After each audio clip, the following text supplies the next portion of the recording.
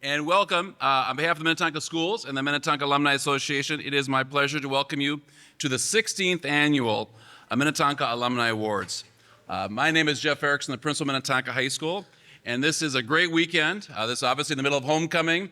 If you watched the game last night, a tremendous win.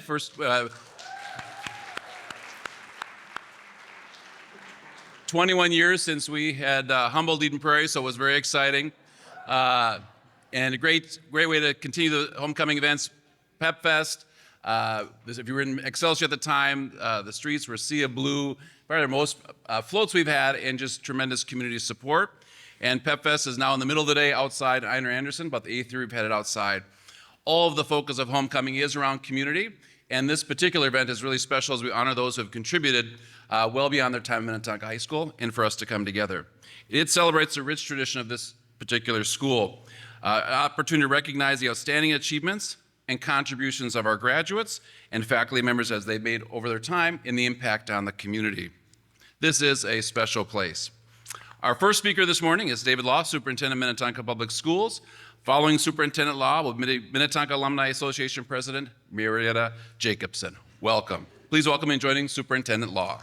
Good morning. Welcome. It's a privilege to see you all here today. Welcome back. Those of you that have pointed out their lockers or the fact that they don't recognize anything here, I can appreciate that. I can tell you that while I speak a decent amount, few events make me more nervous only because Marietta puts incredible pressure on me to be funny as I'm walking up. I'll do my best. I have to tell you that sometimes people say to the superintendent, "What do you love about your job?" And when you believe that education is life-changing, it's events like this that remind you it's life-changing. The very personal message from one of our speakers today about a teacher that impacted dozens of lives with their dedication to students and their passion, and the things that we still see today. So I have to just give you a snapshot. I've been giving State of the District speeches this week. I think this is my 6th, and I won't give you the full 45-minute version. But I have to tell you that about a month ago, we had a little bit of a crisis because we have this amazing program called Vantage and Momentum, where every student gets a one-on-one mentor in their field. And in mid-August, we had so many students enrolled, we were short 100 mentors. We had 650 students needing a one-to-one mentor in business analytics or communication and marketing or public policy. And then here's the good news, the community stepped up. And every student has a mentor. It's powerful, but that legacy of excellence lives on. And I recruited, when we got that message, a high school friend. My wife actually stepped up and she's mentoring. And in about a week, I heard back from my high school friend. He said, "Wow, this is awesome." He worked at Best Buy Corporate. He said, "I wish you had this when I was in high school." That's our goal. I share that with you because every once in a while, people will give that narrative, public school really hasn't changed in 50 years. Well, I welcome you back because I guarantee you what happens in the walls of this building are life-changing and forward-leaning. I also want to tell you about a significant change in our students that you can't relate to. When you were in school, when I was in school, when we wanted to talk to someone during class, we had to talk to them or even write a note. Well, in the last 15 years, technology has allowed our students to do all sorts of crazy communication in class. And after a handful of years, high school principal Erickson, with the help of students, parents, and community members, decided that students needed to stow their phone during class. And over the last 2 weeks, I've been visiting with students and said, "How's it going without your cell phones?" And reluctantly, our students said, "Well, I'm getting more work done in school than I ever have." Right, who would have thought? Or, kids are more engaged in talking. Now, it's hard for students to admit something they didn't want has made their life better. The one senior said, when I go to college, they're not going to have a shoe tree for me to store my phone. So at some point in time, I'm going to need to learn these skills. Fair, But until then, let's just double down on work in school. So just a little bit of an anecdote about a glimpse into the life of high school today.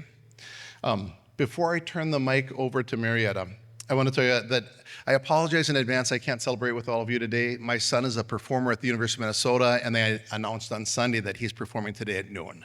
So I have to step out. He's in the Gopher Marching Band. I'm sorry that I won't be able to be in your pictures. You won't have that stranger where when you look at the picture, you say, now who's this guy again?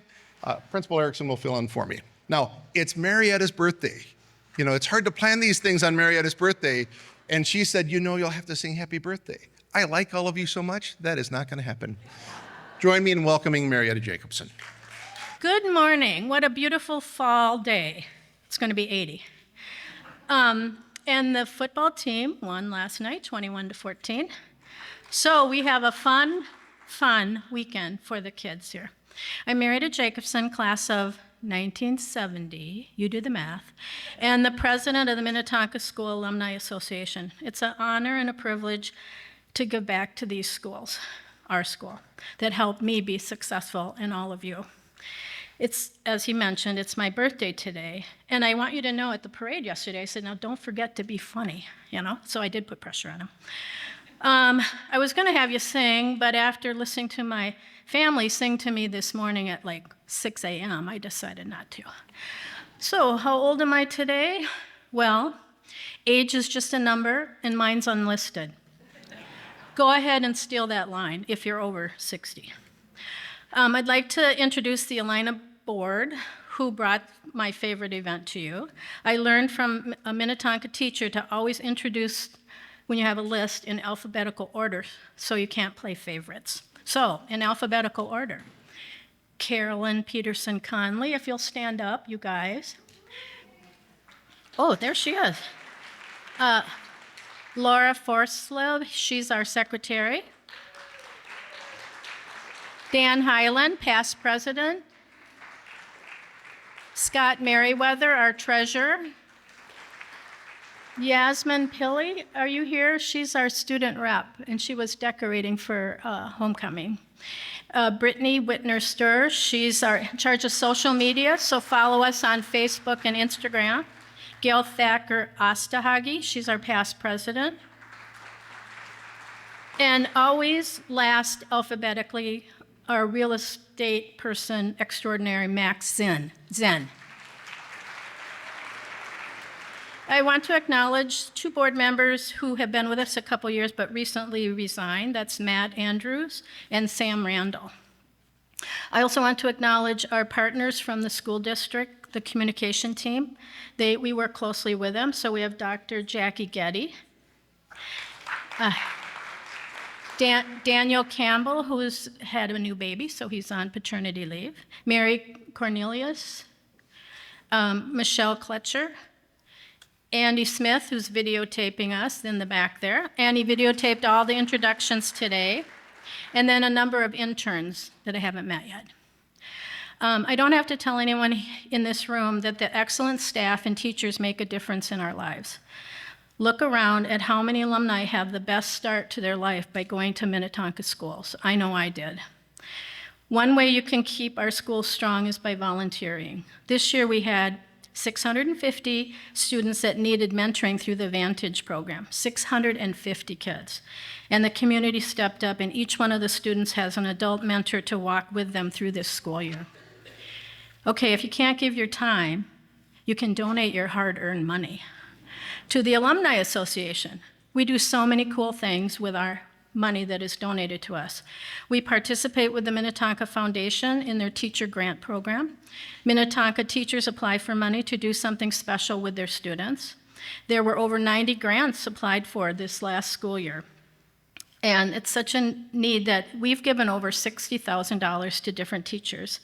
We know teachers spend their own money on their students. One grant we funded is called Go Fish Go at the Deep Haven Elementary. One of our teachers, Patsy Powell, third grade teacher, was using her own money to pay for the inherited fish tank in the classroom. We said, hey, apply for a teacher grant So now Minnetonka Alumni gave her $450 to maintain and feed those fish. And students sent us this wonderful little thank you note telling us how happy they were that they get to feed the fish. We've had a student rep on our board for some time. Yazi she's on the student government, and so there's a bunch of kids decorating for homecoming right now. They keep us connected to the students at the high school. We participate with them on Veterans Day, Heart Day, and the Senior Party fundraiser. We gave our student rep a scholarship, and we're starting our own scholarship for a senior this coming year. You could donate to that if you wanted to.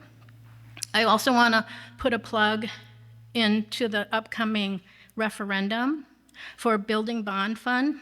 The last time we asked you for money was 29 years ago. The bond payments are structured in a way that allows for no net tax increase to the taxpayers. I bought the house I grew up in. I got the family discount so I can live there, but I'm a taxpayer too, and I'm happy to pay whatever to have these schools maintained. The referendum would allow critical funding for the district to restructure existing bonds and also add new bonds to accomplish key projects like safety, science classrooms, Mr. Biology over there, gym space, counseling space, and updated cafeterias. We have students ready at the end of the program today to take you on a short tour of the high school. If you haven't been here for a while, you'll want to see the changes, about 20 minutes. You'll see the whiteboards, for example, that allow teachers to bring their best to our students. So let's sit back and listen to these incredible alumni stories today. I'm sorry I forgot to put Kleenex on the tables today, so be prepared to shed a few tears. These stories are incredible about what they've accomplished after they graduated from the best school in the state of Minnesota. Go Skippers. We begin the program today with our two distinguished alumni awards. The Distinguished Alumni Award is Minnetonka's top alumni honor, recognizing distinguished professional achievement, leadership for service for the greater good. Our first honoree is Dr. Victoria Annie Johnson from the class of 1974. She is receiving this award posthumously. A renowned physician and HIV/AIDS researcher, Dr. Johnson was a global leader in antiviral drug development and helped set the international standard for HIV care. As the first female faculty member in the University of Alabama at Birmingham's Infectious Disease Division, she authored countless scientific papers, mentored hundreds of physicians, and played a pivotal role in advancing clinical treatment worldwide. To share more about Dr. Johnson is Robert Sorensen from the class of 1974.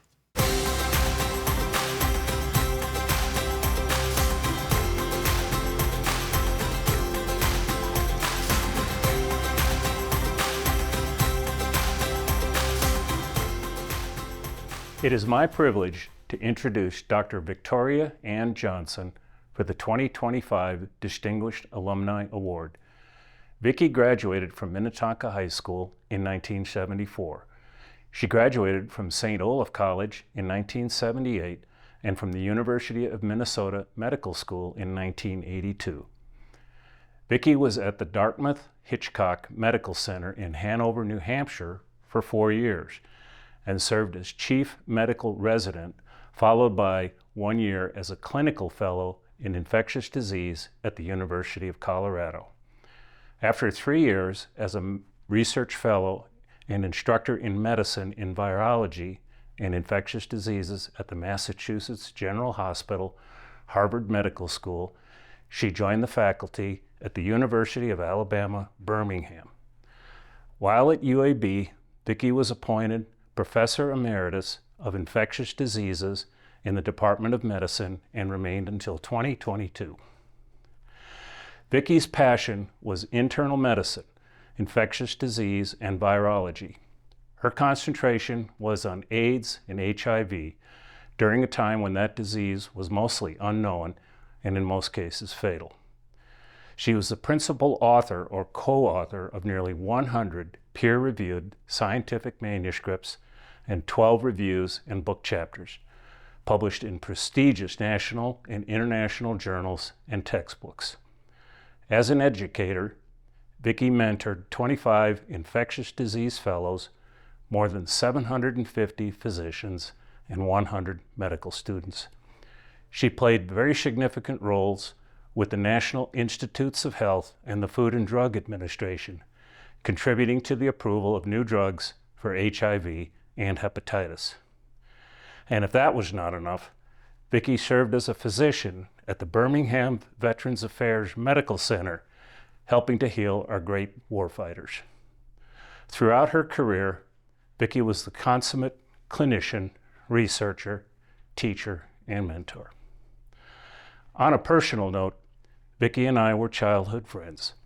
We grew up in Deep Haven, played together as little kids, spent many summer days at the beach, and went through Minnetonka High School's K through 12. Everyone in our class knew Vicki as a very kind, friendly, and caring girl. She was everything good in people. We also knew Vicki as a woman of great honor, dedication, discipline, and courage. She always did the right thing, even when nobody was looking. Vicki answered a great calling in her life to be a medical doctor, something really hard, and she took on that challenge. She also took on the great responsibility to study infectious diseases. Her work might save us all someday, I don't know. Sadly, Vicki left us too soon. She passed away in October 2023. We all miss you very much, Vicki, and wish you were here in person to accept this award. I would like to thank Vicki's mom, Shirley, and her husband, Bruce Bodner, for inviting me to give this introduction. This is very special. I would also like to thank the Minnetonka Alumni Group and the staff for selecting Vicki for the Distinguished Alumni Award and for organizing this ceremony. Thank you to all. Please welcome Bruce Bodner, Dr. Johnson's husband, to the stage to accept the award on behalf of Dr. Johnson.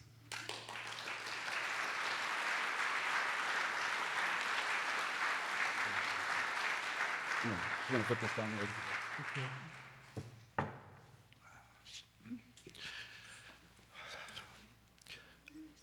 I want to thank the Alumni Association and the Minnetonka High School, and I hope I can get through this.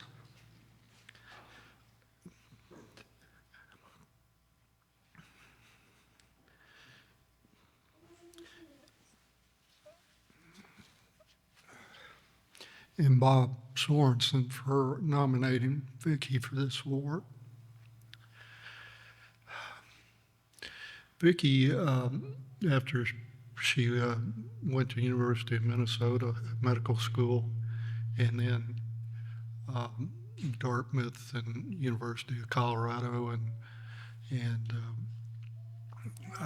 Harvard, and then was recruited to University of Alabama at Birmingham.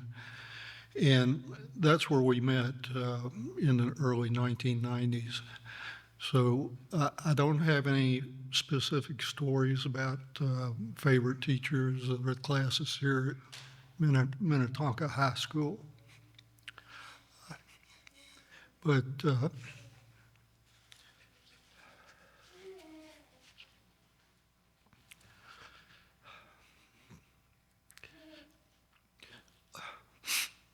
one thing Vicki always said, she loved growing up in Deep Haven, and her education here at Deep Haven Elementary and Minnetonka High School was exceptional. And she had worked with numerous medical students and physicians and collaborated internationally with physicians and researchers. And she never felt like her education put her at any disadvantage. She always said that the foundation she received here in Deep Haven in Minnetonka High School gave her a foundation to go on in throughout her career. And that's one thing she always enjoyed the most, is working with patients and also mentoring medical students and fellows in infectious diseases. And that was really her passion.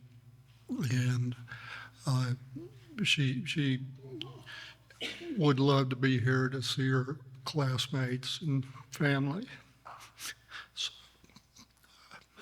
So thank you again.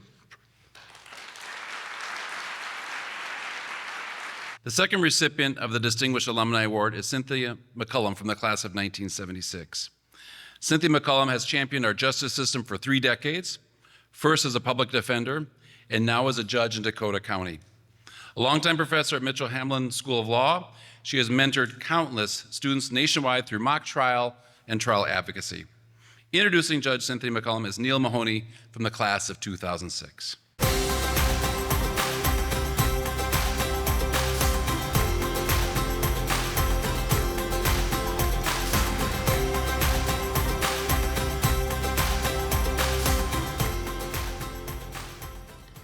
Good morning.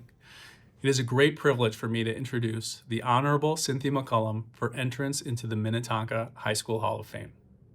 My name is Neil Mahoney, and in addition to being a member of the Minnetonka class of 2006, it is also my privilege to be Cindy's oldest son.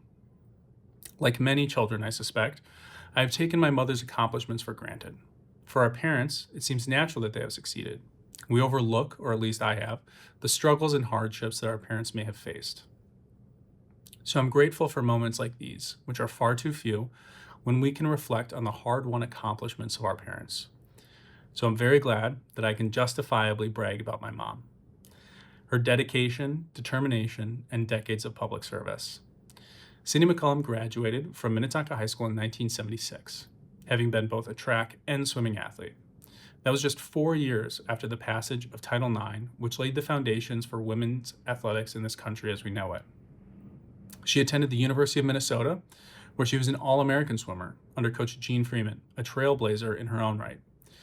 Cindy graduated from the U in 1980, when only a few years earlier, many of our nation's private colleges prohibited women from attendance at all. For her athletic accomplishments alone, my mother would be a very worthy inductee to the Minnetonka Hall of Fame, and a hero for her children, who were all Minnetonka athletes. But Cindy's most impactful years were ahead of her. After some brief time coaching and working as a counselor for youth struggling with mental health issues, Cindy attended the well-respected William Mitchell College of Law, graduating in 1985 with her JD, only 4 years after Sandra Day O'Connor became the first female Supreme Court Justice. Cindy then began her decades-long career of public service, one that continues to this day. Cindy and my father, John Mahoney, spent the next 3 decades working as attorneys in the Hennepin County Public Defender's Office. Working long hours for little thanks, Cindy became an accomplished and respected trial attorney, defending the poorest among us, those without voice and often without hope. In 2014, Cindy was appointed a judge in the Minnesota 1st Judicial District by Governor Mark Dayton, and has subsequently been reelected twice. She has continued her career in public service, all the while teaching and providing her advocacy expertise to young students and attorneys throughout the country. Cindy McCullum is a true public servant, and I could not be more proud of her for that. However, it is with great happiness that I can say to my children, as well as to you, that Cindy McCullum was not only someone to be proud of and to admire, but among the many women of our country, our state, and our high school to have broken ground, faced odds and obstacles, and surmounted them so easily that we take their spectacular accomplishments for granted. It is with great pleasure and unending gratitude that I am able to introduce the Honorable Cynthia McCullum. And please welcome Cynthia McCullum to the stage. Thank you. Well, that made me a little teary-eyed, my oldest. So I want to thank the Minnetonka Alumni Association for giving me this award. I want to thank my sisters, Lisa Paul and Cheryl McCullum, for coming here from out of state and for nominating me, and 2 of my high school friends, Mary Jordan and Kay Keekley Balch, who also attended this. None of my children were able to make it because of all their obligations, so I'm happy for my friends. I treasured my years at Minnetonka High School, although I moved here from Southern Indiana in 1973. So for me, it was quite a transition to go from a Southern high school to Minnetonka High School. We moved here in the dead of winter where I didn't even have a proper winter coat.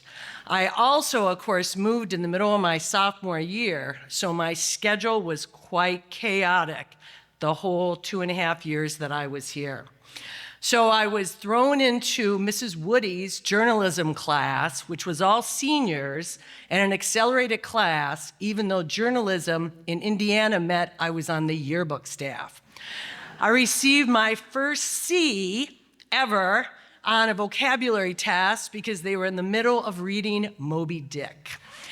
So that was one of my immersions. I also treasured, though, that class, and that class became the cornerstone for one of my majors as an undergrad as an English major. I majored in both English and psychology while I was at the University of Minnesota, and Miss Woody taught me how to read critically and how to write. I also learned that from Mr. Streed, who has passed away, but Mr. Streed, in his composition class, taught us how to think critically. He had placards in his classroom, and I still remember the ones that said, "Power corrupts, and absolute power corrupts absolutely." So true in today's age. So Mr. Street prepared me for composition writing at the University of Minnesota. I also want to acknowledge Mr. Rognus, who's here, because my schedule was so mixed up because of the classes I had had in Indiana, and I didn't necessarily need them in Minnetonka. So I was a senior in American history, which was a class of sophomores. And when he saw that I didn't need the same level of tutelage as many of the sophomores, he allowed me to do an independent research project, and I chose the internment of Japanese American citizens during World War II.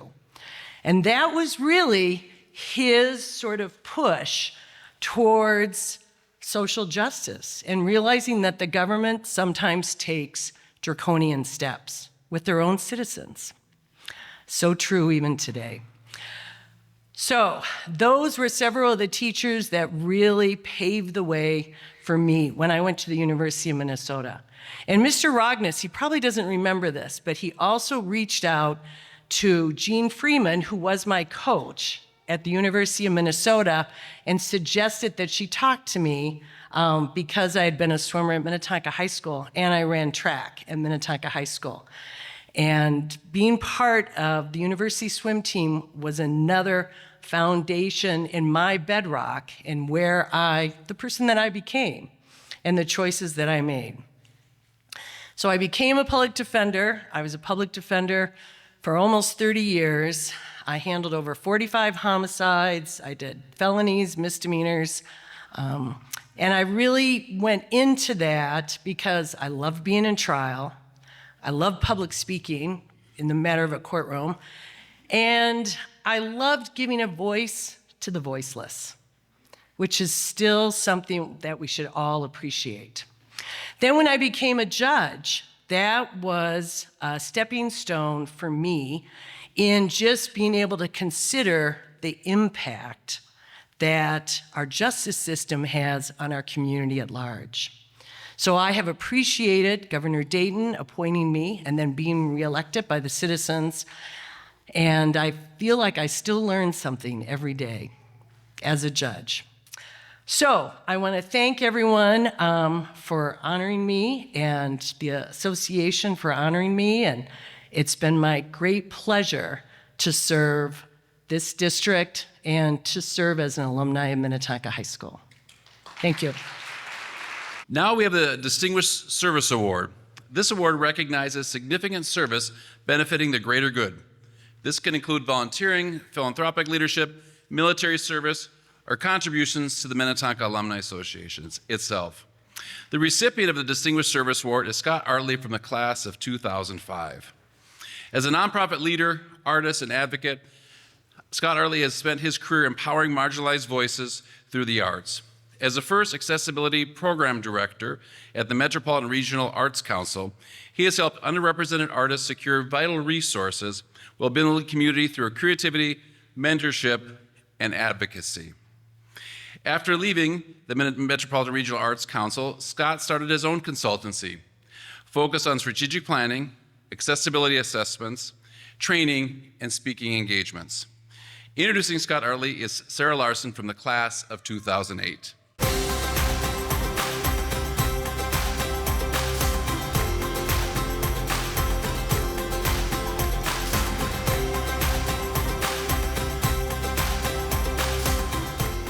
Hi, my name is Sarah Larson, class of 2008, and I'm very happy to introduce Scott Artley.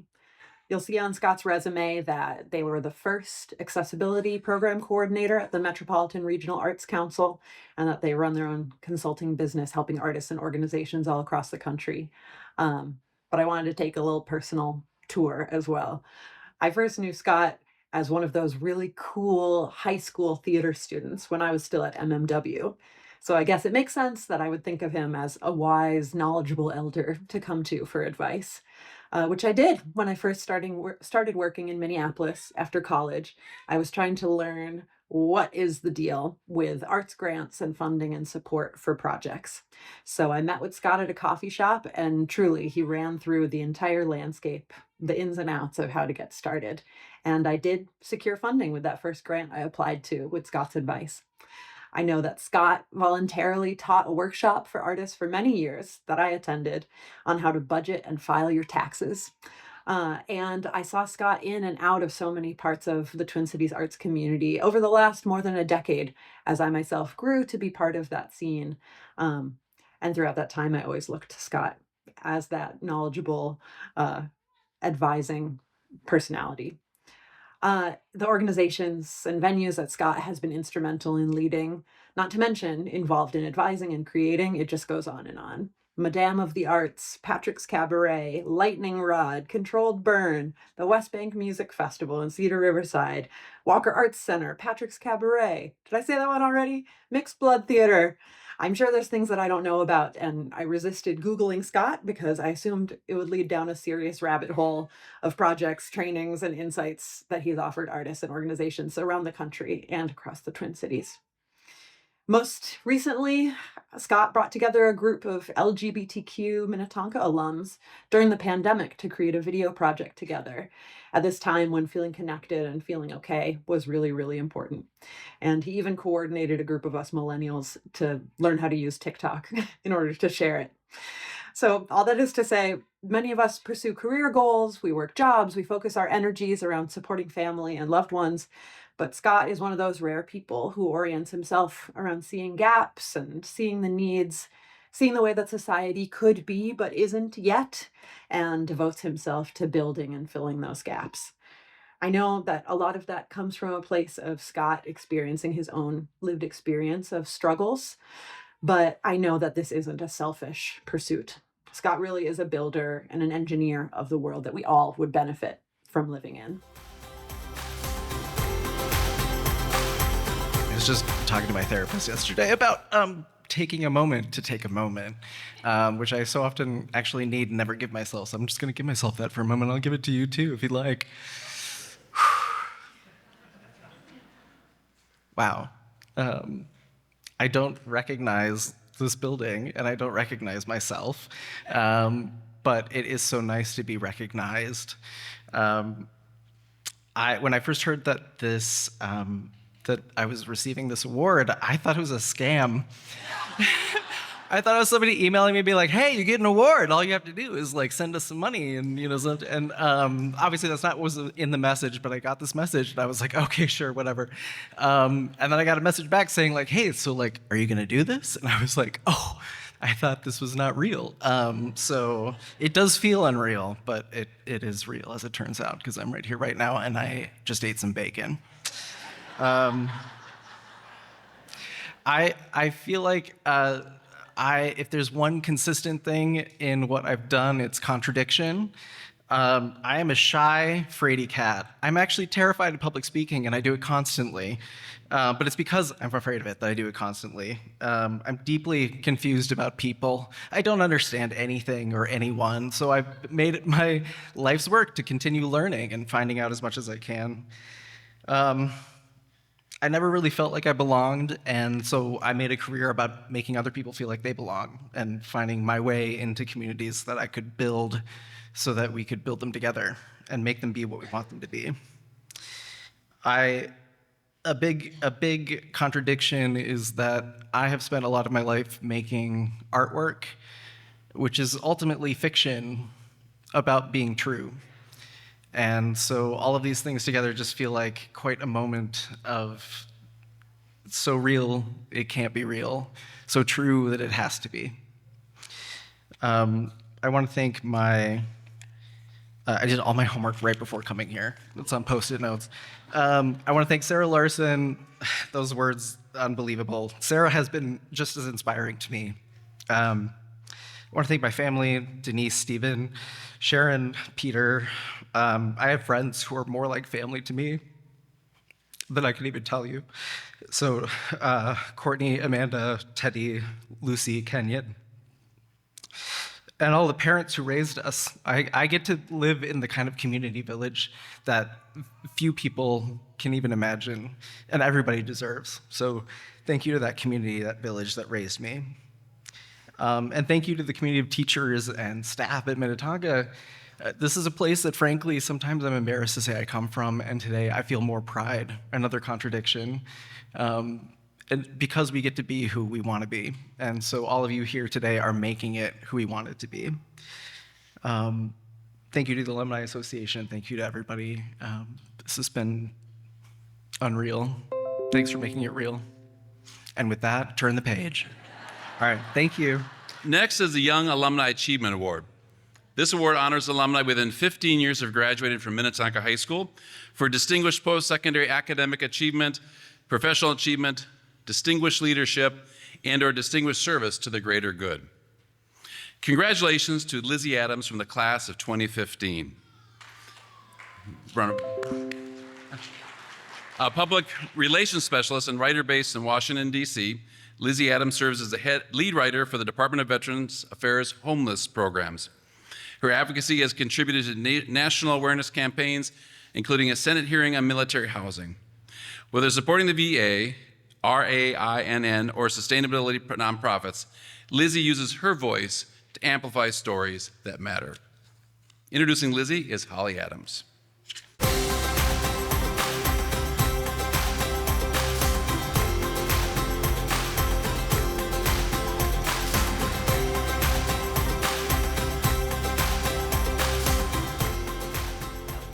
Good morning. As Lizzie's mom, I can tell you that she's always had a gift for words and a heart for people. Minnetonka helped nurture those gifts, and she's carried them into her career that uses storytelling to make a difference. Early in her career, Lizzie's writing supported veterans experiencing homelessness and nonprofits focused on improving military housing and sustainability. Her work supporting better housing to military members and their families living on bases even reached the floor of the U.S. Senate. Today, she carries that same passion into her role at Delta Airlines, where she continues to honor and uplift veterans. In 2023, Lizzie was chosen as Delta's communication delegate for their Return to Normandy program, accompanying more than 40 World War II veterans back to the beaches of D-Day for the 79th anniversary. She helped share their stories with people across the world so that their sacrifices would never be forgotten. And yes, she even knew Papa Jake. What I admire most about Lizzie is that she doesn't just write, she listens. She has a way of finding the humanity, the heart, and the hope in every story. I'm so proud to see her recognized here today, back where her story began. Please welcome Lizzie to the stage.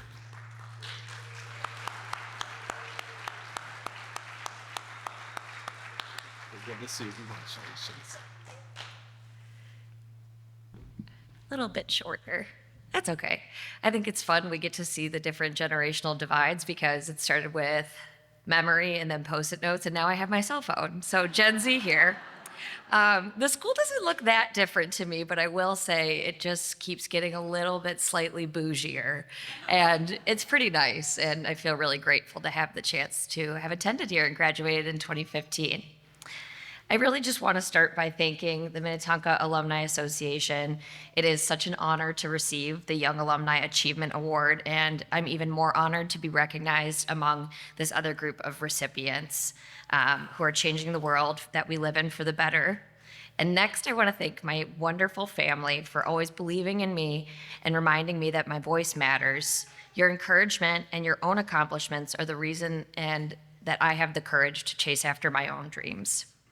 I want to thank Minnetonka High School because this school didn't just prepare me with academics, it encouraged me to always be curious, to dream big, and to believe that I could use my talents to make an impact.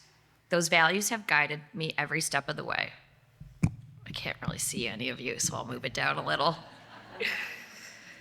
After graduating, I did have the privilege of working in Washington, D.C. as a writer and public relations specialist for the Department of Veterans Affairs. And in that role, I was able to share stories of veterans experiencing homelessness, contributing to national awareness campaigns, and even supporting a Senate hearing focused on improving military housing conditions.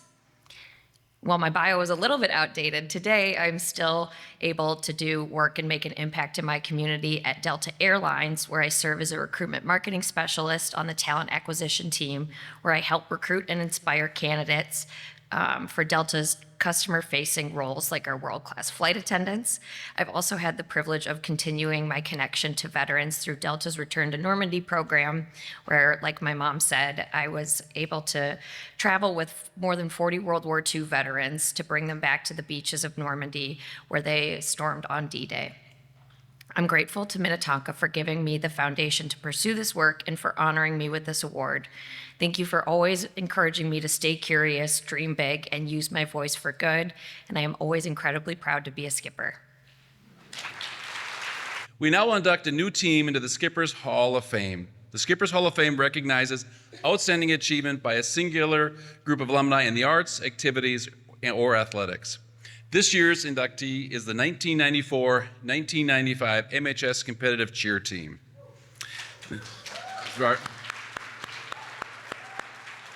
This team built lasting bonds rooted in excellence, perseverance, and spirit. The team's historic accomplishments, including 4 state titles, a top 10 national finish, and national recognition, continue to inspire us, reflecting a legacy of strength that endured for 30 years. Introducing the 1994-1995 MHS competitive cheer team are the team's former coaches, Deb Malsom and Linda Thies.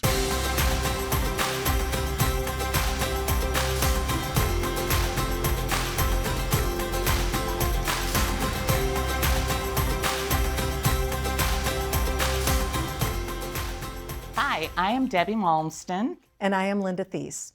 And we had the privilege to coach this team. And now we have the honor to introduce you to the 1994-95 Minnetonka High School competitive cheerleading team, as they are inducted into the Skipper Hall of Fame. This team consisted of 16 members in grades 10 through 12. We have been building our program over the years, and we quickly recognized this team was special. For those who may not know, a competitive cheerleader was responsible for cheering at sporting events, making public appearances, in addition to the practice required to learn their routine and attend competitions. A routine consisted of a crowd-involved cheer, tumbling, stunting, and dance. They had an incredible work ethic which allowed us to challenge them on all components of the routine. They supported each other, challenged each other, and made each other laugh. This team's goal was to win regional qualifications for nationals, win state again, and finish in the top 10 at nationals. A top 10 finish at nationals meant their routine would be seen on ESPN. Along with dominating local competitions, they did win regionals, and they did win state again. It is February 1995 and time for the National High School Cheer Championships. The all-girl division consisted of approximately 100 teams. This competition was dominated by schools from the South. A northern school had never broken into the top 10. That is until now. This group achieved their goal of a top 10 finish by placing 8th, and their routine appeared on ESPN. As coaches, we were incredibly proud of their 8th place finish and that they achieved their goals. However, we were more proud of the way they represented Minnetonka High School. From camp to regionals to state, to nationals. Time and again, the organizers of these events told us that we had one of the nicest group of girls they had come across. We would like to thank the Minnetonka Alumni Association for recognizing their excellence and the parents for all their support throughout the years. In closing, Allison, Amy, Andrea, Anna, Annie, Becky, Gretchen, Jamie, Jessica, Leslie, Lissa, Liz, Rebecca, Sarah, Steph, and Kelly, whose spirit we will carry in our hearts. It was our honor and so much fun to coach you. Congratulations. I'm Anna Seibert Chalmers, and I was the only senior and captain of the 1994-1995 cheerleading team. It's such an honor to be here, and just hearing those and the awards won before us, it's incredible. If I had unlimited time to share with you the careers of each one of these beautiful women up here on the stage, 14 out of 17 of us, you would just be impressed individually, and they could each win their own award. But today, we're going to talk about cheerleading and this team. Thank you to my parents, too. It was great to be here about 7 or 8 years ago, and my dad, Bill Seibert, and my mom, Sandy Seibert, they are lifelong Minnetonka teachers, and my dad won the Faculty Hall of Fame Award about 7 or 8 years ago. Dad, I'm trying to remember, but congratulations, Dad, and it's so great to be up here continuing the legacy of being a skipper for multiple generations. If I had to write a book on my life so far, it would be titled, All I Really Need to Know I Learned in Cheerleading. And after talking with my teammates over the past few weeks about this award and what it means to us, I know I'm not the only one who feels this way, and that title could resonate. For me, that title goes beyond my experience as a competitive cheerleader at Minnetonka and then at the University of Minnesota. It's about legacy, the legacy that started right here in our state. Did you know that today's sport of cheerleading began at the University of Minnesota in 1898 with men, of course, and they were yell leaders. In 1934, my grandmother, Virginia McNabb Seibert, became one of the very first female high school cheerleaders in the state of Minnesota at North High School. One of my favorite pictures in my office is a dual frame. My grandmother in her ankle-length pleated skirt, and me decades later in my University of Minnesota cheerleading uniform with, let's just say the skirt was just a teeny tiny bit shorter. My Aunt Nancy Seibert Steenson, who's also here in attendance, cheered for football and hockey here at Minnetonka in the mid-1960s. Back then, fun fact, they put golf shoes spikes into their keds so that they could do cartwheels on the ice in between periods without slipping. Sometimes they threw in some other activities. Now that's commitment. And our coaches, Deb Malmsted and Linda Thies, were Minnetonka cheerleaders here at high school in 1980, the very first year the National High School Championship began in the United States. Fast forward 30 years, crazy, just ended my 30-year reunion, 17 remarkable young women came together under their leadership and shared passion, drive, and unwavering team spirit. And today, it is an honor to see our dedication recognized in the Skipper Hall of Fame. The 1994-95 season was about more than trophies or titles. It was about building something lasting. From the very first summer practices, our bond was undeniable with this squad. We pushed each other, celebrated each other, and supported one another on the mat, in the classroom, and in the community. That camaraderie has endured for 3 decades, guiding us through life's highs and lows. So what are some of the life lessons that would fill the pages of this book that we'd want you all to read? It takes the collective strengths of a team to succeed. When you fall, sometimes literally on the mat, others will pick you up and help you keep going. Difficult things are more enjoyable when done with others. Being a part of a team teaches perseverance and determination. Failing isn't the opposite of success. It's a part of learning, growing, and developing grit. Honesty, pushing each other to be our best, and mutual support are everything. Discipline, hard work, and practice truly matter. Resiliency. Have fun and celebrate the moments, regardless how big or small. Never give up. And if anyone ever tells you that cheerleading isn't a sport, you can ask them if they are able to pull their heel to their head while balancing on top of another human. Now, with gratitude to the Minnetonka School District, thank you for being a center of excellence in education, the arts, and athletics, giving students opportunity and experiences that last truly a lifetime. To the Minnetonka Alumni Association and the nomination committee, thank you for recognizing a team whose legacy continues to inspire alumni, athletes, and students alike. The Minnetonka alumni are the cheerleading squad of our district, rooting for both the legacy and the future of our schools. To our family and friends, thank you for supporting us through a 10-month season sport every year with 3 to 4 practices a week, mending, cleaning, pressing our uniforms constantly. Thank you, moms. Buying hot dogs at Cub and poinsettias to fundraise for our trips to Orlando, cheering us on while we cheered on the sidelines at countless hockey, football, and basketball games, and traveling with us to competitions across the Twin Cities, nationals in Orlando, and even halfway around the world where we were invited to compete in Tokyo. To my teammates, thank you for the bond that has lasted decades. Evident by your presence today, there are 14 out of 17 of us here, having traveled near and far from Charlotte, Portland, Arizona, Charleston, Wisconsin, to Becky and Lissa, who couldn't be here with us, and to our beloved teammate, Kelly Pagel, who we know is smiling down on us. I love you guys all. And last, but certainly not least, to our coaches. Deb and Linda, you are steadfast North Stars, driving us 18 hours down to summer camps at Ole Miss in 2 white vans. What could go wrong with that, with 16, 17 girls? Where we got to practice alongside top-ranking teams from across the South and ensuring Minnetonka's name was well-known throughout the cheerleading world. Without you, this legacy would not exist. This program would not be what it is today. And from the bottom of our 1994-1995 varsity comm squad's hearts, thank you so much.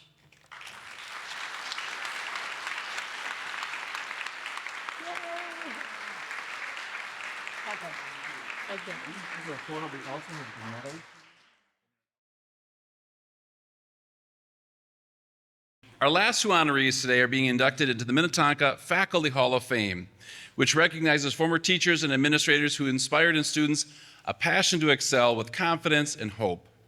Congratulations to our first inductee, John Peterson. John Peterson inspired generations of students with his passion for science, his engaging classroom style, and his unwavering support for every learner. Known for making biology meaningful and accessible, he sparked lifelong interest in the sciences for many who went on to become doctors, researchers, and educators. Beyond the classroom, John Peterson built lasting connections with the students, shaping lives with compassion, humor, and a deep commitment to education. Introducing John is Pamela McGran, class of 1975.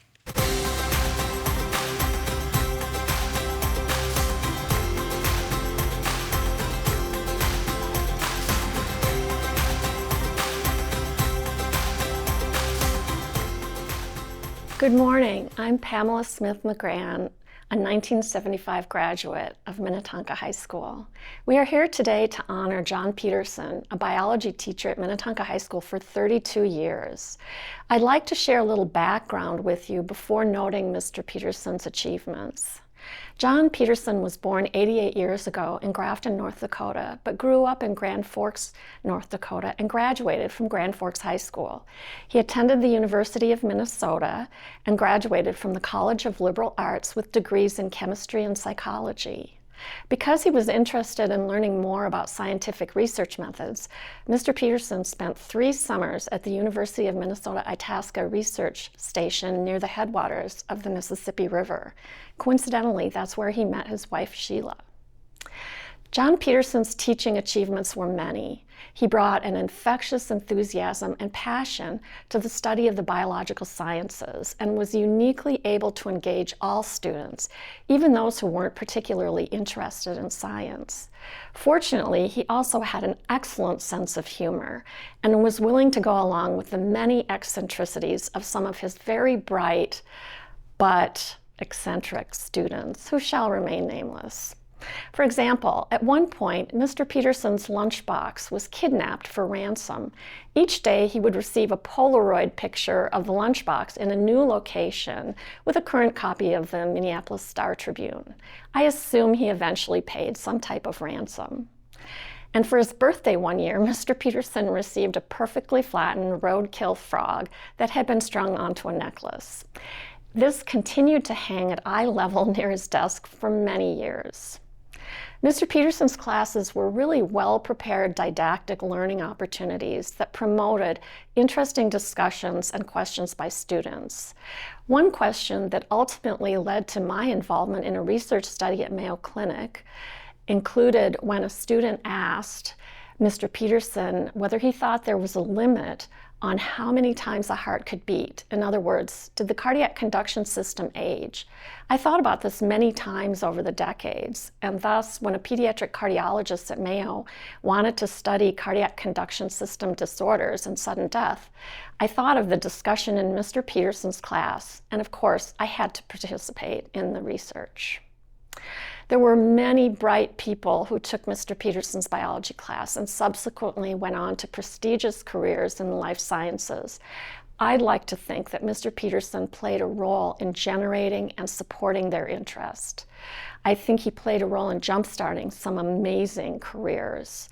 Importantly, he encouraged setting academic goals for both his male and his female students, which was somewhat unusual back in the 1970s.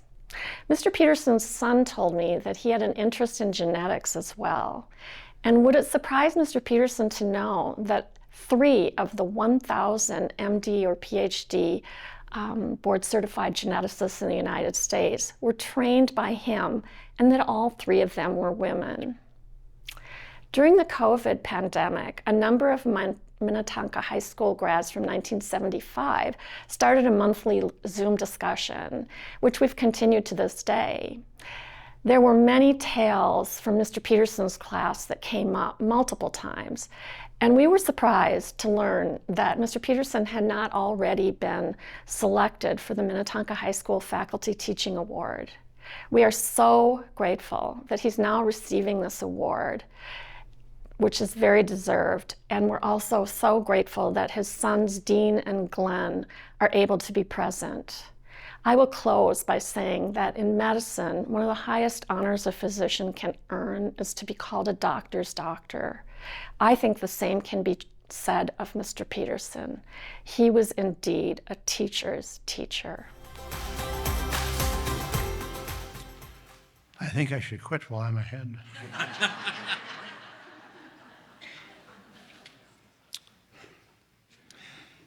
You know, it was interesting when they called me and told me I'd won this thing. Well, what could I talk about for 3 to 5 minutes? You could talk about anecdotes? No. I started here when I walked in the front door in about 1961. So I am 88. And Pam mentions the heartbeats. Well, I had a valve replaced. I have a new pacemaker, yada, yada, yada. When you're 88, you get a lot of things done. It's been a long journey. I think there were 900 in the school here at the time. Number of faculty were small. I would be lost in this place. I'm back in the corner. When I started here, the teachers were Marty Thames, Helga Nifke, Chuck Bostacker, Reuben Locken. There were some rooms left. Pardon me? Dave Dornfield, too. Yeah, okay. So, yeah. There were just enough left to give me 3 classes. I had lunchroom duty for an hour and a half a day. I had a study hall. I had a bunch of other stuff. I don't know what I did that year. I would like to apologize to all the students I had, because I don't think I got much done. But somehow I made it through the year. I had a rolling lab table. and I'd push it down the hall to Ev Mo's Latin room. That was a waste of time, but I still did it. By the way, these tears of mine aren't out of sadness. I'm 88 years old, and I just tear up once in a while. I used to come up here to the high school on a Saturday, and the science office was on that far wall, and I could look out at the hockey rink where the science building is now. And there'd be kids out there playing hockey. Johnny Ettenmeyer, John Moorhead.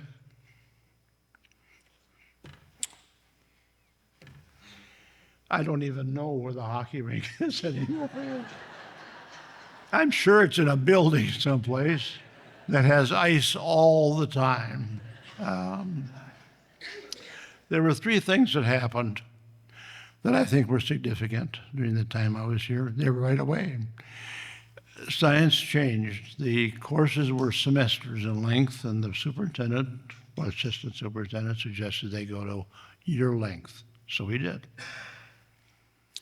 During that time was Sputnik time as well. And so there was all sorts of curriculum being written for science students. Chem study, BSCS, which is biology. There were three colors. There was green, yellow, and blue. I chose blue. Maybe that's why, I don't know. But you know, that was all written for sophomores.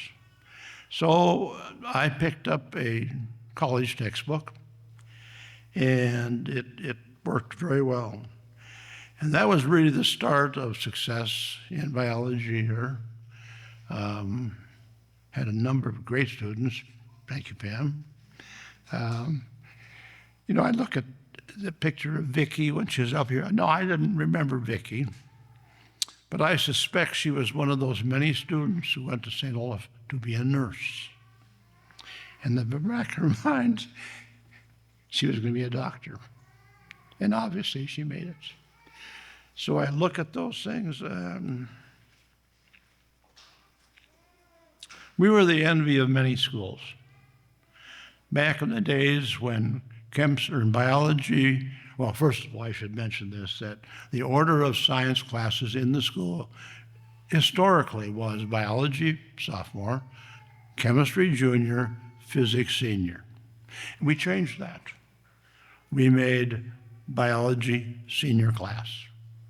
And so it attracted a lot of good students that did very, very well as we got out of here. So we're kind of off to the races. Then I can't talk about those years from the 70s to I retired in 95. I'm sure there's a lot of anecdotes, lots of scary things. Back when I was here, the thing was bomb scares. I had a key, a pass key, that if the bomb squad from Hennepin County came, I could open some doors for them. But they showed us pictures of what happened to people where the bombs detonated too early. Scary. And of course, the gun thing now scares me a lot because my room is right outside the door. And then that might be where they would start. Biology was a good class to teach. It was fun to teach it. Had lots of good stuff. Things happened all the time that were biological. I remember I had my polio vaccine here in the old lunchroom. It was an oral vaccine then, which was discontinued in 2000, and it worked. When I was a kid, we were afraid of polio, big time. Iron lungs. People would live with an iron lung the rest of their life. Polio is virtually gone now. Oral vaccine is gone too.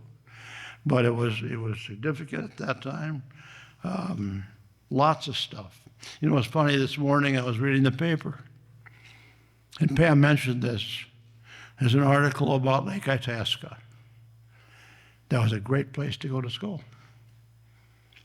On the lake, on a canoe, catching mink frogs, and doing all those wonderful things to the environment. But I was lucky. I had good students. They're motivated. They were interested. Pardon me, I gotta blow my nose. If I can find my Kleenex.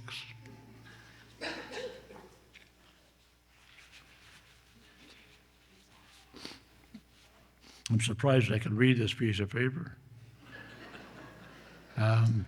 If I don't bend over far enough, I cry more.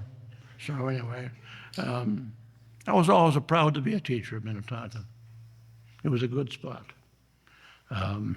People would say, "What do you do?" "I teach school." "Where?" "Minnetonka." "Oh, really?" "Yes, really." It was a good school. And I was fortunately worked with some good teachers. The cutting edge guy, if some of you might remember, was Marty Thames. He was on the front edge of everything. I don't know how he got through it, how he did it. I'm not quite sure. But I'm indeed honored to be given this award today. It's been a long time. I'm not regretting that at all. I'm happy to get it.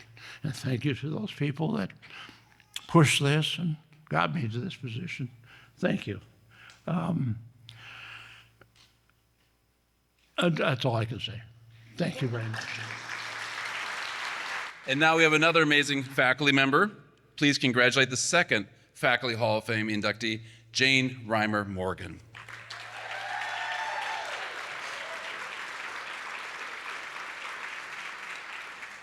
Jane Reimer Morgan has coached girls cross country and track and field at Minnetonka High School. I'm glad you're seated because the number is for more than 4 decades, building one of the most respected programs in the state. Her team has won 10 state titles and countless honors, which is incredible. However, I believe her true lasting legacy, and I have witnessed this throughout the years, is the character and confidence she has instilled in thousands of young female student athletes. Known for her tireless leadership, mentorship, and compassion, Jane is truly a role model for athletes and coaches alike. Introducing Jane are Carolyn Connolly, class of 2007, and Jane's daughter, Taylor Steidel, class of 2007.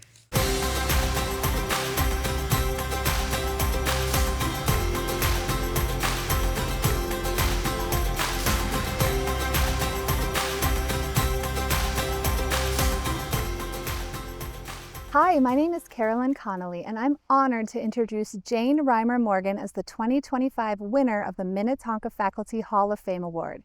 I've been lucky enough to know Jane for most of my life, first meeting her in 5th grade when I played basketball with her daughter Taylor. She later became my 7th grade health teacher and then my track coach at Minnetonka High School. Taylor and I are still close friends, and Jane remains a mentor and now a dear friend to me as well. From the start, I admired her tireless energy, her unwavering positivity, and her incredible ability to connect with every student and athlete regardless of ability. Jane Reimer Morgan has been a cornerstone of Minnetonka athletics, shaping generations over her remarkable 48-year-long career, including her work as a health and PE teacher and as a cross-country and track coach, becoming not only its most tenured and accomplished coach, but potentially one of the most influential figures in the school's history. She's coached over 5,000 athletes, winning 10 state championships and 4 True Team state titles. Her athletes have earned all state honors, broken records, and reached elite levels. She's a 4-time state coach of the year, a 2024 National Coach of the Year finalist, along with only 8 other finalists across the nation that year, and an inductee into the Minnesota Coaches Hall of Fame, just to name a few of her extensive list of achievements. But her impact extends far beyond medals and titles. Jane has mentored dozens of assistant coaches and supported young women in leadership throughout her extensive volunteer work. On a personal note, last year during a health crisis that left me unable to care for my newborn and 2 young children, I found myself asking, what would Jane do in this situation? And the answer was clear: keep moving forward. Jane's philosophy has shaped just not my athletic career, but my life as well. And I know that's true for many of the thousands of athletes she's worked with over the years too. Jane, thank you so much for your leadership, strength, and lasting impact. Congratulations on this well-deserved honor. Hi, my name is Taylor Steidel, and it is with great pride that I get to introduce a person who has been a constant source of inspiration in my life and in the lives of many young women, my mom, Jane Reimer Morgan. Growing up, I tagged along to practices with her, watched how she coached and mentored the cool high school girls, and even got to attend cross-country camps up north with the team. As a little girl, I couldn't wait for the day that I would get to run for her. During my 4 years of high school at Minnetonka, I ran cross-country and track. Mom instilled a work ethic in us that is unmatched. Her programs demand hard work, but Jane also laughs every day and finds the joy in what she does. Like one day at cross-country practice my senior year, myself and the other captain decided to stop at a garage sale on our long run. Little did we know, Mom did the route backwards and caught us red-handed. She gave us the look and then burst out laughing with us. I watched as Mom carried on a powerful family legacy. Her parents were both teachers, her dad being a major coaching influence in her life. This love for coaching, teaching, and mentoring others also continued through her two sisters, Carla and Trish, who have had very successful coaching careers. Witnessing the passion and positive impact my mom has on her athletes' lives is one of the main reasons I also went into teaching and coaching and was motivated to pursue my master's degree early on. Mom's hard work and dedication has made a powerful difference in generations of young women at Minnetonka. Yes, she taught us how to run a good race, but more importantly, she taught us the value of hard work, grit, and the belief that you are stronger than you think. I still have former teammates of mine tell me that they hear Jane's voice in their head when they go for a run. Mom, you have made us so incredibly proud. I can't think of anyone more deserving of this honor. I love you. I've been very, very, very blessed. It'll just take me a minute to get composed here. As my assistants will tell you, I write everything out in longhand. So I'm probably one of the older ones up here. I don't have a Post-it note, and I certainly don't have my cell phone. So bear with me. First of all, thank you to my daughter Taylor and Carolyn. Taylor's back there with her 15-month-old right now. Hello. Carolyn, where are you? Thank you so much for that kind introduction. Honestly, it's hard to come up here after hearing all of the accolades for all of the other wonderful inductees. I feel very humbled and very proud to be included in that group. You are all amazing, and congratulations to all of you. Thank you to David Law, Jeff Erickson, and Dr. Dennis Peterson for all the work that you've done for our schools over the years. It's very, very much appreciated. I am very, very proud to be part of the Minnetonka schools. Many thanks to the Alumni Association, and happy birthday, Marietta. And you guys are probably one of the best alumni associations in the state of Minnesota. You are so active and do so much for our school, and it's very much appreciated. Thank you to Christine Gehrman and Carolyn Connolly for nominating me. It's a huge honor and much appreciated. Thank you. Thank you to Ted Schultz, Paul Twangy, Julie Friend, Gwen, and Jane in the activities office. I don't think any of them are here today, but they do a ton of work, and it's very, very much appreciated. As I reflect on this is my 49th year of coaching, I know what a blessing it has been in my life. Coaching and teaching is about relationships. The athletes, coaches, both on the staff and opposing coaches. Some of my best friends are coaches, and from here and from other schools, and parents from over the years. In 2004, a parent, Bryson Holloman, approached me about starting a track and field booster club. He and his wife, Kathy, they'd already donated the record board that you see out by the track, and they were huge supporters of Minnetonka athletics. The rest is history.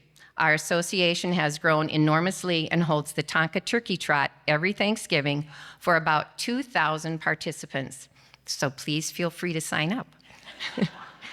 I also need to mention that Chris Selahowski, Bonnie Sanz, Paul Borowski, and Ingrid Steele have long remained on our board long after their girls graduated. These are the kind of parents that we get involved in our activities. And it's parents like these who contribute to the success of Minnetonka schools and our programs.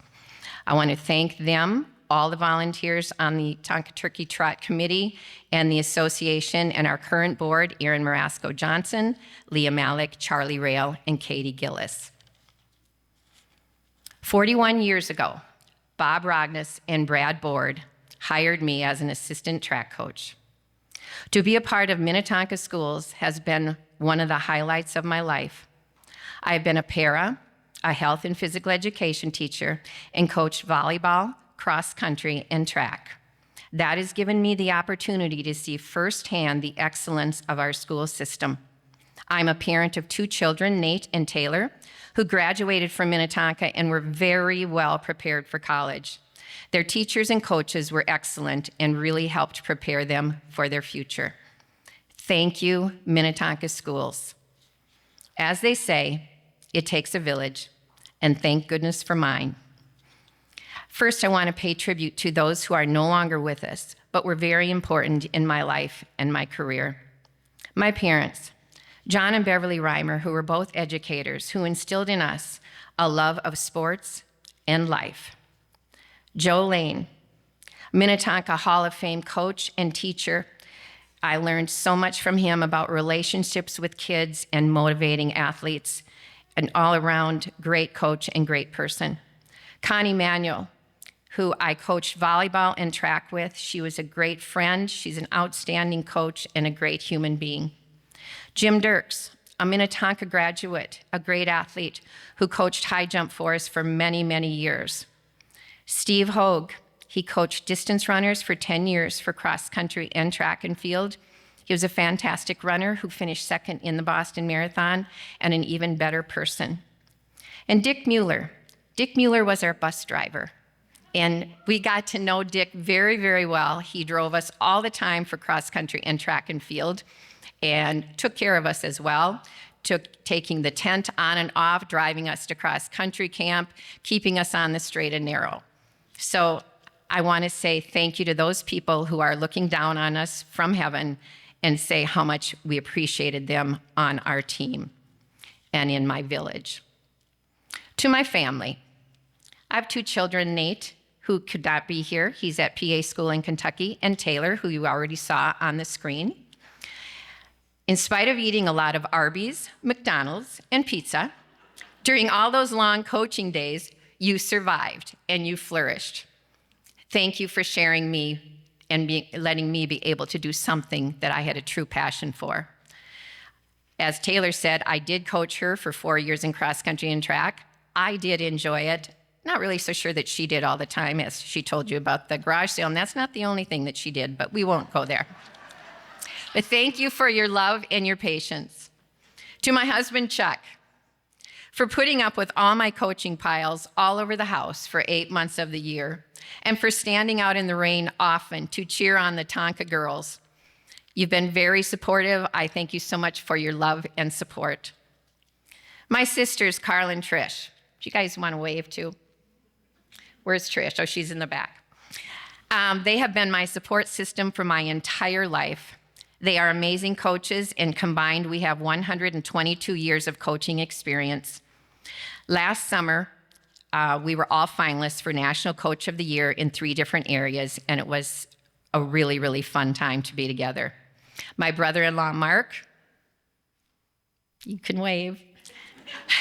Mark has always, always been there for me and been my support system. He is the finest wrestling coach in the state of Minnesota, and he's a National Hall of Fame wrestling coach. As you can see, my family has a lot of coaches in it. I am blessed to have one of my nieces who coaches with me, Christine. She is a physician's assistant and manages to find time to assist on cross country and track for many years. She's extremely bright, knowledgeable, and very motivating, and the girls love her. Thank you to my family. I couldn't do it without you. Thank you. And our coaching staff. John Wooden, probably the best basketball coach ever, said, "A good coach can change a game. A great coach can change a life." Our staff changes lives. And I would like the current coaches to please stand and be recognized.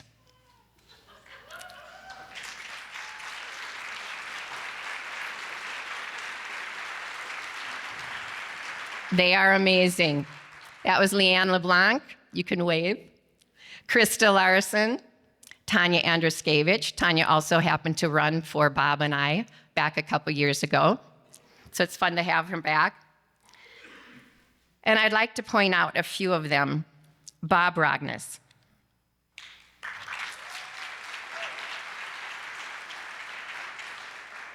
My dear friend and mentor. Sorry. Thank you for everything. The day you hired me changed my life. The legacy that you created for girls cross country and track and field at Minnetonka is incredible, and I am forever grateful to be a part of it. Thank you.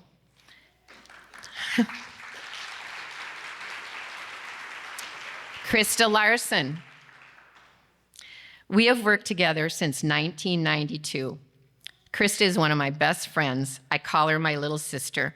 She's my main sounding board, and I don't know what I would do without her.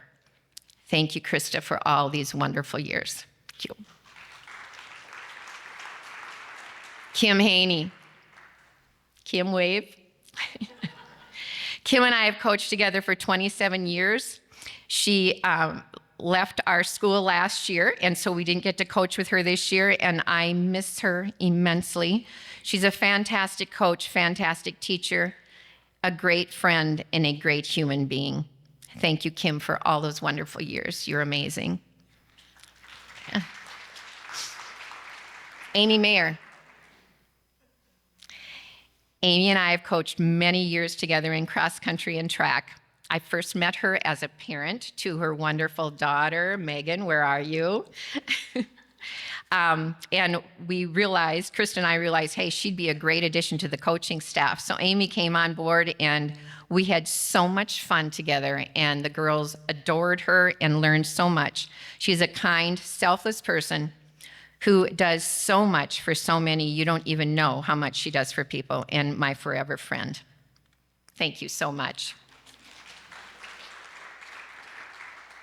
You know, over the years, I was a Title IX person, and the changes in girls' athletics has been phenomenal, and the change in our school has been amazing. I think my children graduated with around 500 per grade, and I think we're, around 900 now, is that right? But one thing has remained constant.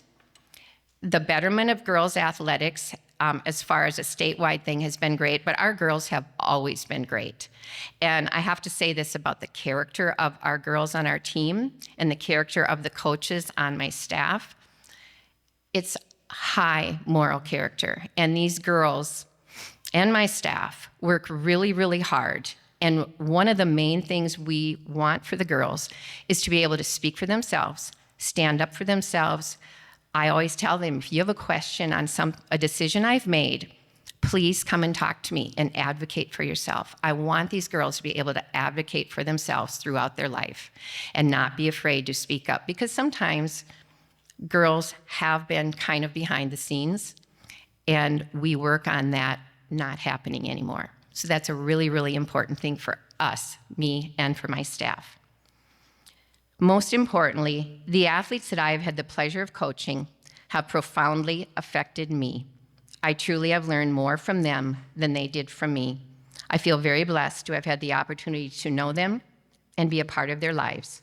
It brings me great joy to watch them grow and succeed in high school and beyond. And before I close, I would like, and also Debbie Mooring, where are you? Debbie and I also coached volleyball together for 5 years, and she is fantastic at it, and I learned a lot from Debbie as well. Thank you, Debbie. I would like any of the girls who were on Bob's teams. I started in '85, so any girls before I started here, and any of the girls who were on any of the cross-country or track teams, would you please stand and be recognized?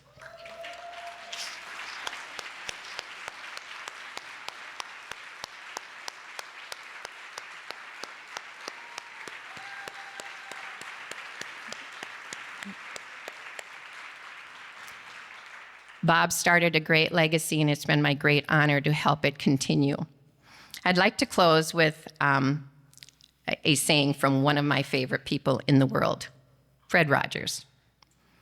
If you could only sense how important you are in the lives of those that you meet, how important you can be to the people you may never even dream of, there is something of yourself that you leave at every meeting with another person.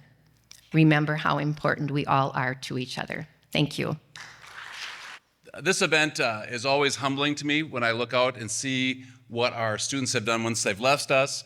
And some of you in the room I had, as I mentioned, I started teaching in '93 and taught for 14 years. And to see some of the students I had in the classroom now off doing great things And this is now my 13th year as principal and 32nd year in the building. And the change that's happened over time, physical change within the space, the size of the building, but what has always been the case is the amazing teaching staff that we have, the amazing students who step up and lead in a positive way to how to influence the community and serve the greater good. It's an amazing place, and I'm tremendously proud to be the principal of the school and to see what our students are doing. I often wish our students could see this event. They're so focused many times just obviously in the here and now, and to know what awaits them and the tremendous network of Minnetonka skippers that are out in our community. No matter where you go, if you're wearing something Minnetonka on, you will run into somebody who's connected to the school and the vast network of people. So we're grateful for your service. Those who are receiving the awards, congratulations. Know that the students continue to lead with that service to others. It is a big weekend. If you're interested in events this evening, as we mentioned, there's 900 students per grade. So in a daily basis, there's 3,600 students in the school.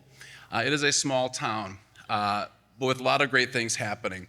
In this spot, once we take the tables down, it'll convert into a dance floor. The DJ will be up there, so if you're looking to chaperone, we have about 2 spots left. But some of our faculty members who've retired, a good chance to reconnect. We have so many people that dance, there'll be about 2,800 students tonight. And we can almost count it as a school day. We have a dance floor here, and we have a dance floor in the West Gym, and we have a live band in there. And students come to the dance, and they do stay. And so the tour is one of the other opportunities.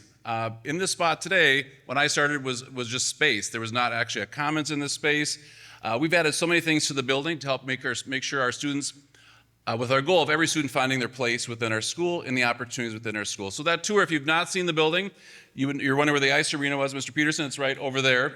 There are 2. To the left of that is our Momentum building, which is the applied trades. We added a few years ago automotive and also a maker bay. If you're looking for a shed, our students have created 2 sheds that are still for sale outside of the building. If you like to ice fish, there is a full trailer with a kitchenette and 6 or 7 ice holes in there that is for sale that our students built as part of our math of home renovation class. We talk about science, Mr. Peterson. There's a research lab on the 2nd floor where students are doing their own research. If you go to the loft, which if you were here in the 80s was showering spaces, students don't shower as much anymore, so all that space has been converted into what's called the loft, which is really beautiful space. You'll see within that our aviation area. What's not part of this building, which if you ever would like to see, please reach out to me directly, which is our Vantage and Momentum building, which is next to Clear Springs. And that houses our experiential learning Vantage program. Superintendent Law mentioned the mentors. We have over 600 adults that connect one-on-one with students. We're always looking for adults to connect with students as a mentor. And then the other part of that building are the 12 strands we call within the Vantage program. Our goal is for every student to have experiential learning. And then there's a whole area for aviation, which there are 3 large simulators. And as we look to help students look at being pilots and addressing that, et cetera. So there's tons of opportunities for our students, but it comes back to great students, great staff, and obviously a great alumni here today. So if you like a tour, head, it says right over there, the South Commons. Anywhere where you see these collaborative spaces here, those used to be lockers. We've removed about 1,000 lockers in the building because kids don't wear coats anymore. Now they're collaborative spaces. So congratulations to all of our alumni, all of our recipients today. Thanks so much, and one more round of applause, and thank you.